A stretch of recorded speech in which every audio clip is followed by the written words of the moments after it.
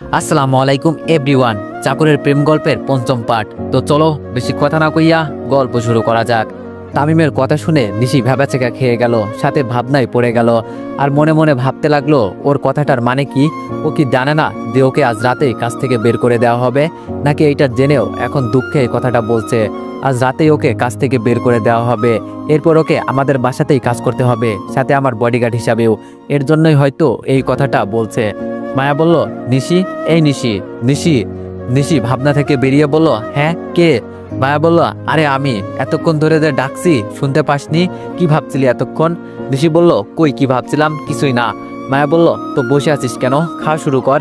নিশি বলল, ও হ্যাঁ ভুলেই গিয়েছিলাম। তারপর তারা দুজন খাওয়া শুরু করলো। খেতে খেতে দুইজন মিলে অনেকক্ষণ গল্প করলো। এক সময় তাদের খাওয়া শেষ হলো। মায়া আর নিশি উঠে পড়ে। এরপর মায়া তার আব্বুকে বলে রেস্টুরেন্ট থেকে বেরিয়ে আসে। রেস্টুরেন্ট থেকে বেরিয়ে মায়া আর নিশি দুইজন যার যার বাসায় চলে গেল। রাত্রেবেলা সারাদিন কাজ করে তামিম রাত 9টায় বাসায় এসে ফিরল। বাসায় এসে প্রথমে সে ফ্রেশ হয়ে নিল, এরপর তার আম্মুকে নিয়ে রাতের খাবারটা খেয়ে নিল। খাবার খেয়ে তামিম তার রুমে গেল আর বিছানায় গায়ে এলিয়ে দিয়ে ঘুমিয়ে পড়ল। সকালবেলা আজকেও তামিম অনেক তাড়াতাড়ি করে ঘুম থেকে উঠে পড়েছে। তাকে এত সকালে ঘুম থেকে উঠতে দেখে তার আম্মু এসে বললেন, আজকেও এত সকাল ঘুম থেকে উঠে পড়লি? তাই এত সকাল সকাল কেন উঠলি শুনি? তামিম বলল, কাজে যাব তাই। তামিমের আম্মু বলল, কিন্তু তোর কাজ তো দুপুরে। তামিম বলল, হাসান স্যারের বাসায় কাজে যাব এখন।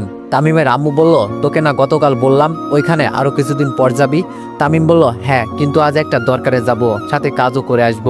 তামিমের আম্মু বলল, কি দরকার? তামিম বলল, হাসান স্যারের থেকে যে 3000 টাকা নিয়েছিলাম সেইটা ফিরিয়ে দিতে যাচ্ছি। তামিমের আম্মু বলল, ফিরিয়ে দিতে যাচ্ছিস মানে? তুই 3000 টাকা পেলি কোথায়? তামিম বলল, আমি যে রেস্টুরেন্টে কাজ করি ওইখানে মালিকের মেয়ে আমার সাথেই পড়ে। মেয়েটা খুব ভালো, সেই তার বাবাকে বলে আমাকে 3000 টাকা দিয়েছে। তামিমের আম্মু বলল, তাই এই টাকা কি আর ওনাকে ফেরত দিতে হবে না? তামিম বলল, মাস শেষ হলে যে টাকা পাবো ওই টাকা থেকে এই টাকা দিয়ে দিব। তামিমের আম্মু বলল, আচ্ছা তাহলে তাই করিস, এবার তাহলে তুই যা। তামিম বলল, আচ্ছা। তারপর তামিম তার বাসা থেকে বেরিয়ে হাসান চৌধুরীর বাসার উদ্দেশ্যে বেরিয়ে পড়ল। প্রায় কিছুক্ষণের মধ্যে সে হাসান চৌধুরীর বাসায় চলে আসলো। বাসায় ঢুকেই সে হাসান চৌধুরীর কাছে চলে আসলো। হাসান চৌধুরী তখন ড্রয়িং রুমে বসে পেপার পড়ছিলেন। তামিম উনাকে সালাম দিয়ে ড্রয়িং রুমে ঢুকলো। হাসান চৌধুরী বলল, কিরে এতদিন কোথায় ছিলি? তামিম বলল, একটু অসুস্থ ছিলাম স্যার। হাসান চৌধুরী বলল, এতদিন কেউ অসুস্থ থাকে নাকি? কাজে না আসার বাহানা, তাই না? তামিম বলল, না স্যার তেমন কিছু না। হাসান চৌধুরী বলল, বুঝি তো, এবার যা আর ঘরের কাজ কর গিয়ে। তামিম বলল, স্যার এই নেন আপনার 3000 টাকা। হাসান চৌধুরী বলল, কিসের টাকা এগুলো? তামিম বলল, ওই যে আপনার থেকে কিছুদিন আগে টাকা নিয়েছিলাম নিশি ম্যাডামের বডিগার্ড হতে, এটা সেই টাকা। হাসান চৌধুরী বলল, কিন্তু টাকাগুলো ফিরিয়ে দিচ্ছিস কেন? তামিম বলল, কারণ আমি আর নিশি ম্যাডামের বডিগার্ড হিসাবে কাজ করতে পারবো না তাই। হাসান চৌধুরী বলল, কেন পারবি না?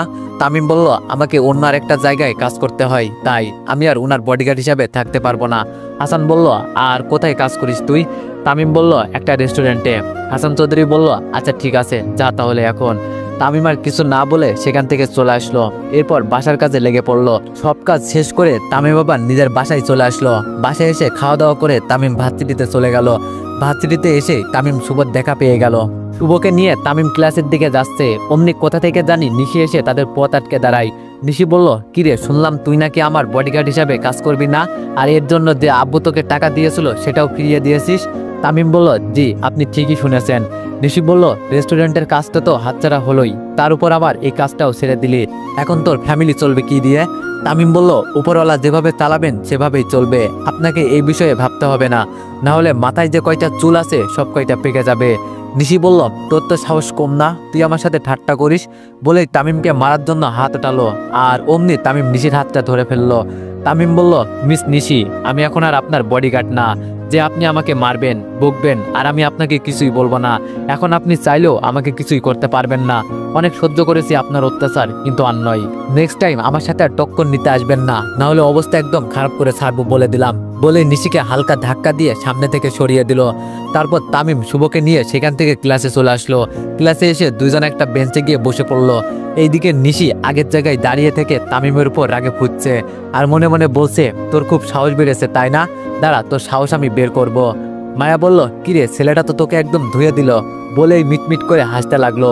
নিশি বলল, ওই চুপ, হাসবি না একদম। বেটা তো টাকা পেলো কোথায়, এটাই তো আমি ভেবে পাচ্ছি না। নিশ্চয়ই কারো থেকে চেয়ে এনেছে, নাইলে এই ছেলে এত টাকা পাবে কিভাবে?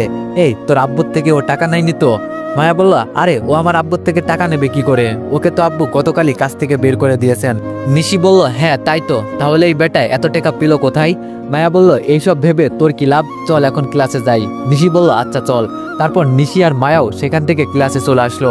ক্লাসে এসে তারা দুইজন একটা বেঞ্চে গিয়ে বসে পড়লো। তামিম নিশির দিকে একবার তাকিয়ে মুখ ফিরিয়ে নিল। এটা দেখে তামিমের প্রতি আরো খেপে গেল। নিশি মনে মনে বলছে, দাঁড়াও চান্দু, তোমাকে একটা শিক্ষা দিতেই হবে। কিছুক্ষণ পর ক্লাসে স্যার চলে আসলেন আর ক্লাস করাতে আরম্ভ করলেন। আজ স্যার ক্লাসের সবাইকে একটা একটা করে প্রশ্ন করছেন আর ছাত্রছাত্রীরা সেটার উত্তর দিচ্ছে। এইভাবে স্যার নিশিকে একটা প্রশ্ন করলেন, কিন্তু নিশি সেটার উত্তর দিতে পারলো না। আর তামিমকে একটা প্রশ্ন করলো আর তামিম সেটা সঠিক উত্তর দিতে সক্ষম হলো। তামিম সঠিক উত্তর দেওয়াতে নিশি তামিমের উপর আরো খেপে গেল আর মনে মনে সিদ্ধান্ত নিল যে ভার্সিটির শেষে সে তামিমকে একটা শিক্ষা দিবেই। ভার্সিটির ছুটির পর ক্লাসের সব স্টুডেন্ট একে একে ক্লাস থেকে বেরিয়ে ভার্সিটির মাঝে এসে ঘোরাঘুরি করছে, আবার কেউ কেউ ভার্সিটি থেকে বেরিয়ে যাচ্ছে। তামিমও শুভকে নিয়ে ভার্সিটি থেকে বেরিয়ে যাচ্ছে দেখে নিশি দ্রুত গতিতে তাদের পিছু পিছু আসতে লাগলো। আর একসময় তাদের কাছে এসে তামিমকে ধাক্কা দেওয়ার চেষ্টা করলো, কিন্তু তখনই শুভ নিশির উপস্থিতি টের পেয়ে তামিমকে টেনে হালকা সরিয়ে নিল। এতে নিশি নিজেই মাটিতে পড়ে গেল। শুভ হেসে বলল, কি মিস নিশি, মাটিতে পড়ে আছেন কেন? নিশি বলল, ইউ। শুভ বলল, সরি, আমি আপনাকে তুলতে পারবো না, উঠার হলে আপনি নিজেই ওঠেন, চল তামিম। তারপর শুভ তামিমকে নিয়ে ভার্সিটি থেকে বেরিয়ে আসলো। তামিম বলল, কিরে ওই নিশি মাটিতে পড়লো কিভাবে? শুভ বলল, আর বলিস না, তোকে ধাক্কা দিয়ে ফেলতে আসছিল, তাই আমি তোকে টান মেরে সরিয়ে নিলাম আর এতে ও নিজেই পড়ে গেল, বলেই হাসতে লাগলো শুভ। তামিম বলল, এই মেয়েদের কবে ঠিক হবে বুঝতে পারছি না, আর হ্যাঁ তোকে তো একটা কথা জানানোই হয়নি। শুভ বলল, কি কথা? তামিম বলল, নিশির বডিগার্ড হিসেবে কাজ করার জন্য ওর আব্বু আমাকে যে টাকা দিয়েছিল সেই টাকা আমি ওনাকে ফিরিয়ে দিয়েছি, এখন আর আমি নিশির বডিগার্ড না। শুভ বলল, বলিস কি, তোকে কত টাকা দিয়েছিল ওর আব্বু? তামিম বলল, 3000 টাকা। শুভ বলল, এত টাকা তুই পেলি কোথায়? তামিম তারপর গতকালের বিষয়টা বলল। শুভ বলল, ওই মেয়ে তোকে চিনেও না, অথচ তোকে এত টাকা দিল, ব্যাপার কি বলতো? তামিম বলল, আমি নিজেও বুঝতে পারছি না ও কেন আমাকে এত টাকা দিল, তবে ওই মেয়েকে কোনোদিন একা পেলে এই বিষয়ে জিজ্ঞেস করে দেখবনি। শুভ বলল, আচ্ছা তাহলে এখন বাসায় যা, আমিও গেলাম, কাল দেখা হবে। তামিম বলল, ওকে, আল্লাহ হাফেজ, বলেই তারা বাসার দিকে হাঁটা ধরল। এইদিকে মায়াও নিশির পিছু পিছু এসেছিল। নিশিকে মাটিতে পড়তে দেখে মায়াও হেসে ফেলে। মায়ার হাসি দেখে নিশি রেগে গিয়ে বলল, ওই কুত্তি, হাসবি না একদম, আমায় এসে তোল। মায়া হাসতে হাসতে বলল, দেখলি তো অন্যকে ফেলতে গিয়ে কিভাবে নিজেই পড়ে গেলি। বলতে বলতে নিশিকে মাটি থেকে উঠালো। নিশি রাগে কটমট করে বলল, ওই বেটা খুব বেড়েছে, ওকে তো আমি ছাড়বো না। মায়া বলল, দেখিস আবার ধরতে গিয়ে যদি আগের মতো পড়ে যাস না, বলেই মুখ টিপে হাসতে লাগলো। মায়ার কথা শুনে নিশি কিছু না বলে রাগ দেখিয়ে চলে গেল। নিশি চলে যাওয়ার পর মায়াও সেখান থেকে চলে আসলো বাসায়। এইভাবে দিনটা কেটে গেল। পরের দিন তামিম ভার্সিটিতে এসে একটা পুকুর পাড়ে বসে আছে। এই যে মিস্টার, এখানে একা একা বসে আছেন কেন? হঠাৎ একটা মেয়ে কণ্ঠে কথাটা তামিমের কানে এসে পৌঁছালো। তামিম পিছনে ফিরে দেখলো তার পিছনে মায়া দাঁড়িয়ে আছে। মায়াকে এইখানে দেখে তামিম তাড়াতাড়ি করে উঠে দাঁড়ালো। তামিম বলল, আরে আপনি এখানে? মায়া বলল, কেন, আমি আসতে পারি না? তামিম বলল, সেটা কখন বললাম, ভার্সিটিতে আপনিও পড়েন আমিও পড়ি, আপনার তো এখানে আসার অধিকার আছেই। মায়া বলল, তাহলে আমায় দেখে এত অবাক হলেন কেন? তামিম বলল, না আসলে হঠাৎ করে দেখছি তো তাই আর কি। মায়া বলল, ও তা আপনি এখানে একা একা বসে আছেন কেন? তামিম বলল, এমনি বসে আছি। মায়া বলল, ও। তামিম বলল, আচ্ছা আপনাকে একটা কথা জিজ্ঞেস করার ছিল, তার উত্তর দিবেন? মায়া বলল, কি কথা বলেন? তামিম বলল, আপনি আমাকে ভালো করে চিনেন না, অথচ গতকাল আপনার আব্বুর থেকে আমাকে 3000 টাকা নিয়ে দিলেন কেন? মায়া বলল, কারণ আমি চাই না নিশি আর আপনার উপর অত্যাচার করুক। আপনার সাথে নিশি যেরকম ব্যবহার করে এটা আমার একদমই ভালো লাগে না। তামিম বলল, নিশি আমার উপর অত্যাচার করলে আপনার ভালো লাগবে না কেন? মায়া বলল, জানি না। তামিম বলল, আচ্ছা, আর আমি মাস শেষ হলে টাকা পেলে আপনার আব্বুকে ওই টাকাটা ফিরিয়ে দিবনি। মায়া বলল, ভুলেও এ কাজ করবেন না বলে দিলাম, না হলে কিন্তু আব্বুকে বলে আপনার কাছ থেকে বের করে দিব। তামিম বলল, কিন্তু? মায়া বলল, যা বলেছি তাই হবে, আপনাকে আর ওই টাকা ফিরিয়ে দিতে হবে না, তবে এর বদলে যদি আপনি আমার সাথে ফ্রেন্ডশিপ করেন তাহলে আমি অনেক খুশি হব। তামিম বলল, আপনার সাথে ফ্রেন্ডশিপ? মায়া বলল, কেন করবেন না? তামিম বলল, না মানে আসলে। মায়া বলল, আচ্ছা তাহলে করতে হবে না, থাক। তামিম বলল, না করব তো। মায়া তামিমের দিকে হাত বাড়িয়ে বলল, ওকে তাহলে ফ্রেন্ডস। তামিম কিছু না বলে মায়ের হাতের সাথে হাত মিলিয়ে নিল। তামিম আর মায়া একে অন্যের হাত ধরে আছে। ঠিক তখনই কোথা থেকে জানি নিশি এসে তাদের মাঝে উপস্থিত হলো। নিশি বলল, কিরে মায়া, এই চাকরের বাচ্চা তোর হাত ধরে আছে কেন? এই চাকরের বাচ্চা, তুই ওর হাত ধরে আছিস কেন? হাত ছাড়। রাগী গলায় কথাগুলো বলল নিশি। হঠাৎ নিশিকে এইখানে দেখে তামিম আর মায়া দুজনেই অবাক হয়ে যায়, আর সাথে সাথে দুইজন একে অন্যের হাত ছেড়ে দেয়। মায়া নিশির কিছুটা কাছে এসে বলল, আরে নিশি, তুই কখন এলি? নিশি বলল, যখন এই চাকরের বাচ্চা তোর হাত ধরেছিল। মায়া বলল, নিশি, তুই ওনাকে চাকরের বাচ্চা বলছিস কেন? নিশি বলল, চাকরের বাচ্চাকে চাকরের বাচ্চা বলবো না তো কি বলবো? মায়া বলল, ওনার একটা নাম আছে, সেই নাম ধরে ডাক। নিশি বলল, ওর নাম ধরে ডাকার কোনো ইচ্ছা নেই আমার। মায়া বলল, তাহলে এই নামে ওনাকে আর ডাকিস না। নিশি বলল, এটা আমার ইচ্ছা। আর তুই? তামিমকে উদ্দেশ্য করে বলল, মায়ের হাত ধরেছিলি কেন?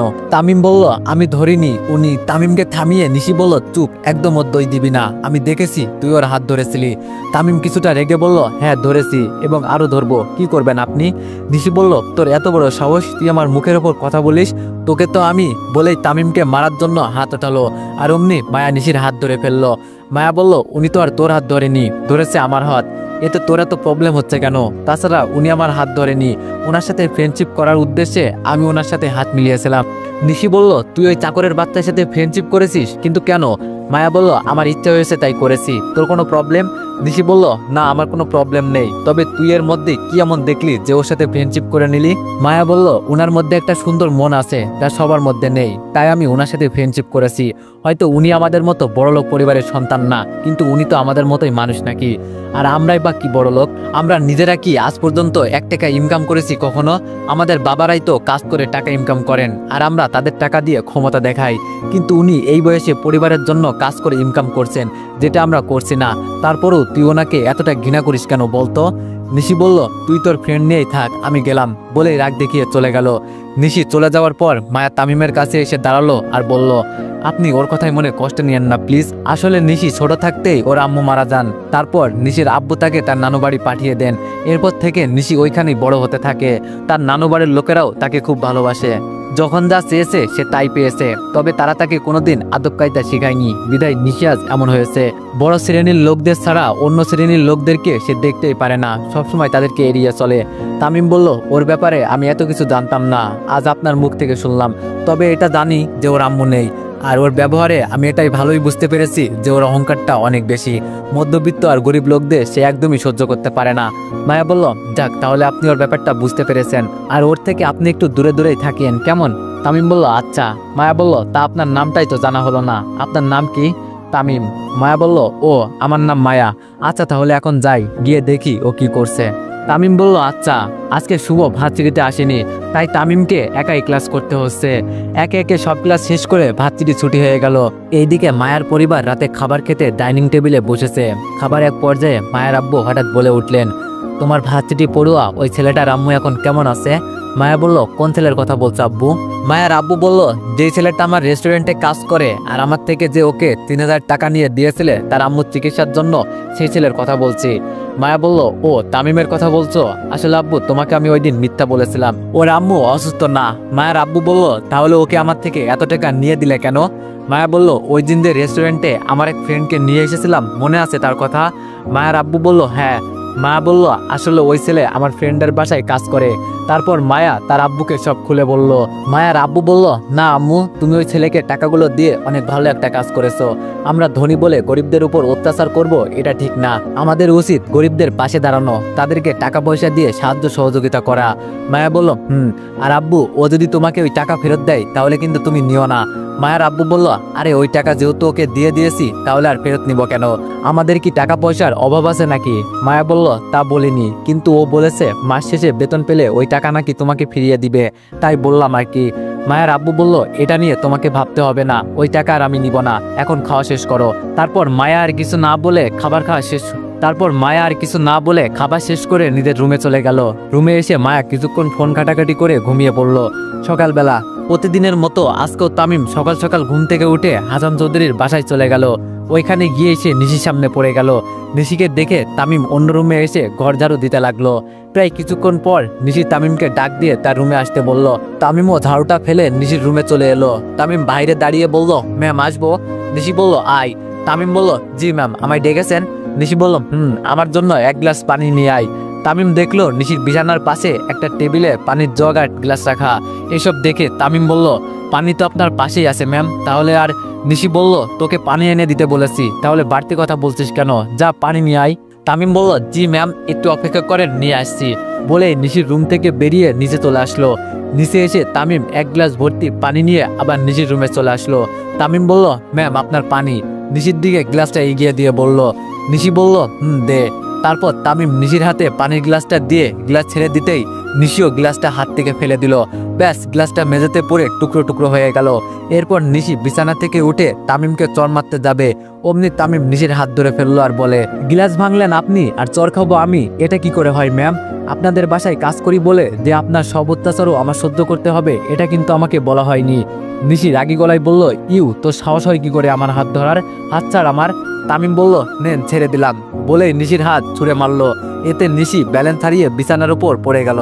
নিশি বলল, তোর তো দেখছি দিন দিন সাহস বেড়ে যাচ্ছে, দাঁড়া এক্ষুনি আব্বুকে ডেকে তোকে সাহায্য করছি। বলেই তার আব্বুকে ডাকতে শুরু করলো। নিশি চিৎকার করে তার আব্বুকে ডাকছে, আর তামিম ওইখানে তার একটা হাতের উপর আরেকটা হাত ভাঁজ করে দাঁড়িয়ে আছে। নিশির ডাক শুনে কিছুক্ষণের মধ্যেই সেখানে হাসান চৌধুরী এসে উপস্থিত হলেন। হাসান চৌধুরী বলল, কি হয়েছে মামুনি, এইভাবে চিৎকার করছো কেন? নিশি বলল, এছাড়া আর কি করব, এই চাকরের বাচ্চার দিন দিন অনেক সাহস বেড়ে যাচ্ছে। একটু আগে ও আমার জন্য পানি নিয়ে এসেছিল, আর এই দেখো পানির গ্লাসটাই হাত থেকে ফেলে ভেঙে ফেলেছে। এতে আমি ওকে মারতে গেলে আমার হাত ধরে ফেলে আর বলে এইখানে আমার কোনো দোষ নেই। তাহলে কেন আমি শুধু শুধু মার খাবো? আব্বু তুমি এর বিচার করো। নিশির আব্বু বলল, এই ছেলে তুই কোন সাহসে আমার মেয়ের হাত ধরলি, আর গ্লাসটাই বা ভাঙলি কেন? তামিম বলল, স্যার আমি গ্লাসটা ভাঙিনি। ওনার হাতে গ্লাসটা দিয়ে গ্লাস থেকে হাত ছড়াতেই উনি গ্লাসটা ছেড়ে দেন, আর এতে গ্লাসটা নিচে পড়ে ভেঙে যায়। নিশি বলল, না আব্বু, ও মিথ্যা বলছে। আমি গ্লাসটা ধরার আগে গ্লাস থেকে হাত ছড়িয়ে নেয় আর গ্লাসটা নিচে পড়ে ভেঙে যায়। শব্দ সোর ওই ইচ্ছা করে গ্লাসটা ভেঙেছে। নিশির আব্বু বলল, আমার মেয়ে কখনো মিথ্যা বলে না, তার মানে তুই গ্লাসটা ভেঙেছিস আর এখন নিশির দোষ দিচ্ছিস। তোকে তো বলেই তামিমকে মারতে যাবেন, তার আগে তামিম উনার হাতটা ধরে ফেলে। তামিম বলল, কথা ছিল আপনাদের বাসায় 2 বছর কাজ করার, কিন্তু আপনি এটা কখনো বলেননি যে আমাকে অকারণেই মারা হবে। তাহলে এখন কেন আমায় মারতে চাচ্ছেন, যেখানে আমি কোনো দোষই করিনি? নিশির আব্বু বলল, তোর তো দেখছি সত্যি অনেক সাহস বেড়ে গেছে। তোর এত বড় স্পর্ধা যে তুই আমার হাত ধরিস, আবার আমার মুখের ওপর কথা বলিস। তামিম বলল, মাফ করেন স্যার, এইখানে সাহসের কিছুই নেই। এতদিন আপনার প্রতি আমার একটা শ্রদ্ধা ছিল, বিদায় আপনি মারলেও আমি এর প্রতিবাদ করিনি, কিন্তু আপনি আজ আমাকে অকারণেই মারতে যাচ্ছিলেন, তাই আমি আর চুপ থাকতে পারিনি। স্যার আপনিও মানুষ, আমিও মানুষ, আমাদের মধ্যে পার্থক্যটা শুধু এটাই যে আপনারা বড়লোক আর আমরা মধ্যবিত্ত। আপনারা ধনী হয়ে আমরা গরিবদের উপর অত্যাচার করবেন, এটা কিন্তু ঠিক না স্যার। নিশির আব্বু বলল, এই বেয়াদব ছেলে, কি বলতে চাস তুই? আমরা তোর উপর অকারণেই অত্যাচার করি, অকারণেই তোকে মারধর করি? আরে তোদের তো ভাগ্য ভালো যে আমি তোদেরকে টাকা পরিশোধ করার জন্য একটা মাধ্যম দিয়েছি। আমার জায়গায় অন্য কেউ হলে তো তোদের নামে পুলিশে গিয়ে মামলা করে বসতো, কিন্তু আমি এমনটা করিনি। একবার ভেবে দেখ, আমি যদি ওই দিন তোদের নামে পুলিশে মামলা করতাম তাহলে তোদের কি হতো? তোরা কোথায় থাকতি আজ? যে ভাঙা একটা বাড়ি আছে, ওই বাড়িটাও ওই দিন তোদের বিক্রি করে দিতে হতো। তামিম বলল, টাকাগুলোর জন্য আপনি আমাকে খোঁটা দিচ্ছেন? ওকে, তাহলে শুনে রাখেন, আর কাজ করব না আমি আপনাদের বাড়িতে, আর 1 মাসের মধ্যে আপনার পাওনা টাকা আমি আপনাকে ফিরিয়ে দিব। নিশির আব্বু হেসে বলল, 1 মাসে তুই এত টাকা কোথায় পাবি? তামিম বলল, এ নিয়ে আপনাকে ভাবতে হবে না, আপনি শুধু অপেক্ষায় থাকেন, আপনার টাকা আমি 1 মাসের মধ্যেই দিয়ে দিব। নিশির আব্বু বলল, ওকে, তাহলে অপেক্ষায় থাকবো। আর যদি 1 মাসের মধ্যে আমার টাকাগুলো ফিরিয়ে দিতে না পারিস, তাহলে আমি এবার সত্যি সত্যি তোদের নামে পুলিশের কাছে মামলা করব, তখন বুঝবি মজা। তামিম বলল, মামলা করার সুযোগ তো আমি আপনাকে দিবই না, কারণ এর আগে আপনার পাওনা টাকাগুলো আমি আপনাকে ফিরিয়ে দিব। ওকে, তাহলে আমি গেলাম, 1 মাস পর আবার আপনার সামনে এসে হাজির হব আপনার পাওনা টাকাগুলো নিয়ে। কথাগুলো বলেই তামিম হাসান চৌধুরীর বাসা থেকে বেরিয়ে আসলো। তামিম বাসায় এসে নিজের রুমে গিয়ে ভাবতে লাগলো, হাসান সাহেবকে তো রাগের মাথায় বলে আসলাম যে আগামী 1 মাসের মধ্যে ওনার পাওনা টাকাগুলো ওনাকে ফিরিয়ে দিব, কিন্তু 1 মাসে এত টাকা কোথায় পাবো? যেই রেস্টুরেন্টে কাজ করি সেখানে মাত্র 4000 টাকা বেতন পাই, এখন 1 মাস শেষে 4000 টাকা পেলাম, তো আরো টাকা পাবো কোথায়? 1 মাসে 1 লক্ষ টাকা ইনকাম করা কোনো সহজ ব্যাপার নয়। আমাদের মতো মধ্যবিত্তরা দিনরাত পরিশ্রম করেও মাসে 10,000 টাকা ইনকাম করতে পারে না, সেখানে আমি 1 লক্ষ টাকা কিভাবে ইনকাম করব? উফ, কিছুই বুঝতে পারছি না, এত কম সময়ে এত টাকা আমি কোথায় পাবো? তামিমের আম্মু বলল, কিরে বাবা, আজ এত তাড়াতাড়ি বাসায় চলে আসলি, হাসান সাহেবের বাসায় যাসনি? তামিম বলল, হ্যাঁ গিয়েছিলাম তো, চলে এসেছি। তামিমের আম্মু বলল, তো আজ এত তাড়াতাড়ি আসলি যে? তামিম বলল, এমনি কাজ শেষ তাই চলে এসেছি। তামিমের আম্মু বলল, একটু আগেই তো গেলি, তাহলে এত তাড়াতাড়ি কাজ শেষ হলো কিভাবে? আর তোকে আজ এত চিন্তিত লাগছে কেন? কি হয়েছে আমায় বলতো। তামিম বলল, কি হবে, কিছুই হয়নি, তুমি এখন যাও তো, আমার ভালো লাগছে না। তামিমের আম্মু বলল, তোর চেহারা দেখেই বোঝা যাচ্ছে কিছু তো একটা হয়েছে। দেখ, আমি তোর মা, আর সব মায়েরা তার সন্তানের মুখ দেখেই বুঝে ফেলে তার সন্তানের কি হয়েছে। আম্মুর কাছে বল কি হয়েছে। তামিম বলল, আসলে আম্মু, আমি হাসান সাহেবের বাসায় কাজ ছেড়ে দিয়ে এসেছি, আমি আর ওনার বাসায় কাজ করতে যাব না। তামিমের আম্মু বলল, এসব কি বলছিস তুই? ওনার বাসায় কাজ করবি না মানে? কাজ না করলে ওনার টাকা তুই পরিশোধ করবি কিভাবে? তামিম বলল, যেভাবেই পারি করব, তবু ওনার বাসায় আর কাজ করব না। আর ওনাকে আমি বলে এসেছি আগামী 1 মাসের মধ্যে ওনার পাওনা টাকাগুলো ওনাকে ফিরিয়ে দিব। তামিমের আম্মু বলল, উনি তো আমাদের কাছে 1 লক্ষ টাকা পান, তুই 1 মাসে ওনাকে এত টাকা কিভাবে দিবি? তামিম বলল, যেভাবেই পারি দিব, তোমাকে এ নিয়ে ভাবতে হবে না। দরকার হলে অন্যের কাছ থেকে ধার করে টাকা আনবো, তবু ওনার বাসায় আর কাজ করব না। তামিমের আম্মু বলল, কিন্তু তুই হঠাৎ ওনার বাসায় কাজ ছেড়ে আসলি কেন? তামিম বলল, শুনো তাহলে কেন ছেড়ে আসলাম। তারপর সে তার আম্মুকে সব বলল। সব শুনে তামিমের আম্মু বলল, ওরা দেখছি সত্যি আমরা গরিব মানুষদের বলে মানুষ মনে করে না, ধনী হয়েছে বলে কি আমরা গরিবদের উপর শুধু অত্যাচারই করবে? তুই ওনার বাসায় কাজ ছেড়ে দিয়ে ভালোই করেছিস। যেখানে তোর উপর প্রতিদিন অকারণে অত্যাচার করা হয় সেখানে কাজ করার দরকার নেই। দরকার হলে আমিও মানুষের বাড়িতে বাড়িতে গিয়ে দিনরাত কাজ করব, তবুও তোকে আর ওই বাসায় যেতে হবে না। আমরা দুইজন মিলে কাজ করলে 1 মাসে ওনার পাওনা টাকা ফিরিয়ে দিতে পারবো। তো এভরিওয়ান, নেক্সট পার্টের জন্য অপেক্ষা করো। ধন্যবাদ।